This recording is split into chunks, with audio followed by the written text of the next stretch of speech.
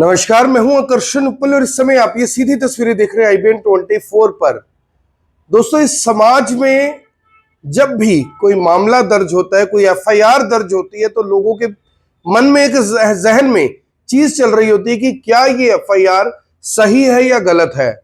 ऐसा ही एक मामला करनाल में एक महिला ने दर्ज करवाया, जिसने अपने परिवार के ऊपर बहुत ही गंभीर आरोप लगाए हैं, अपने पति के ऊपर बहुत गंभीर आरोप लगाए। और इन आरोपों को मैं पढ़ के आपको सुनाने जा रहा हूं, जिसमें मुख्य आरोप है कि जो इस महिला का पति है वो इस महिला की पिटाई करता है, इसके बच्चों के सामने इसकी पिटाई करता है।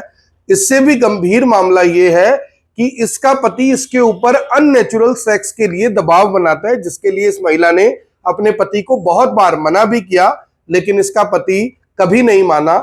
और तीसरा मुख्य आरोप यह है कि इसने अपने ससुराल के ऊपर आरोप लगाया है कि मेरा ससुराल हमारे इलाके के MC के साथ मुझे अवैध संबंध बनाने के लिए मजबूर करता है।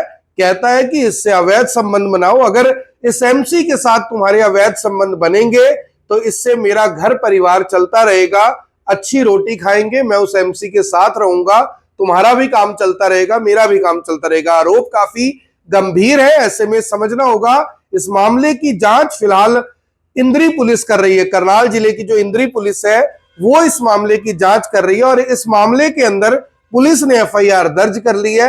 क्या ये पूरा मामला है, पुलिस इस मामले में क्या कहती है, और जिस महिला ने ये FIR दर्ज करवाई है उसका कहना है कि उसकी शादी 11 अक्टूबर 2016 को पानीपत के पसीना कला गांव के एक युवक के साथ हुई थी।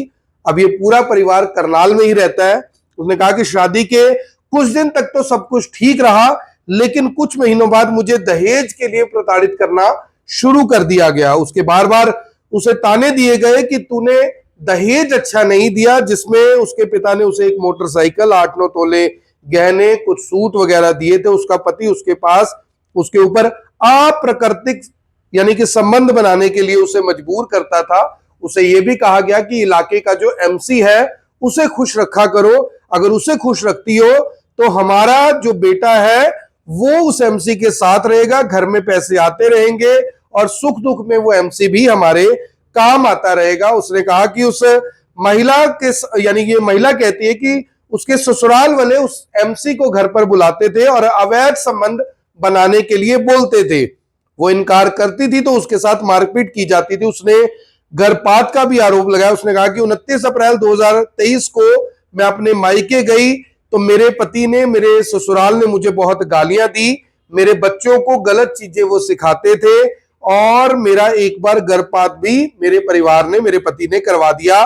उसके बाद ये मामला यही नहीं रुका, मामला बढ़ता गया और आज ये स्थिति आ गई कि अब जो पत्नी है वो अपने घर रह रही है।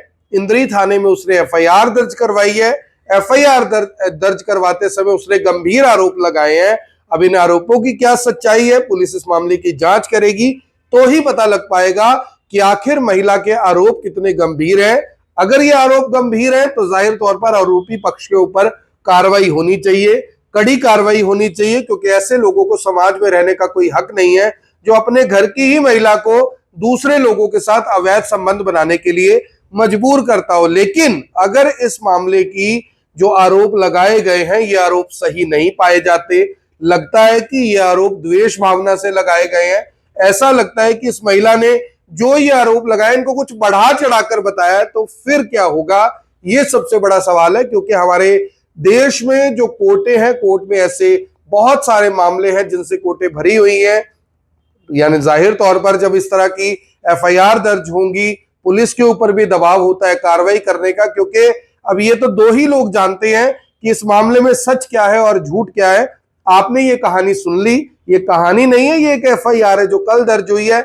आज मैंने आपको इस मामले के बारे में बता दिया। मामला करनाल का है और इस समय जो ये परिवार है वो करनाल के सेक्टर 32-33 में रहता है। इंद्री में FIR इसलिए दर्ज की गई है क्योंकि लड़की इंद्री की रहने वाली है। आपको इस मामले को सुनकर क्या लगता है, कमेंट बॉक्स में जरूर बताइए। क्या ये मामला सत्य हो सकता है? अगर सत्य है तो आरोपियों के ऊपर क्या कार्रवाई होनी चाहिए, और अगर ये FIR सत्य से कुछ ज्यादा लिखवाई गई है, यानी इसे बढ़ा चढ़ाकर लिखाया गया, तो ऐसे मामले में क्या होना चाहिए, क्योंकि इसमें भी जो कोर्टें हैं हमारी उनका रुख काफी सख्त रहता है। मेरी आप सभी से अपील, इस वीडियो को देखे भी, इसे शेयर भी करें और कमेंट बॉक्स में जरूर बताइए कि आपको इस मामले के ऊपर क्या लगता है। धन्यवाद।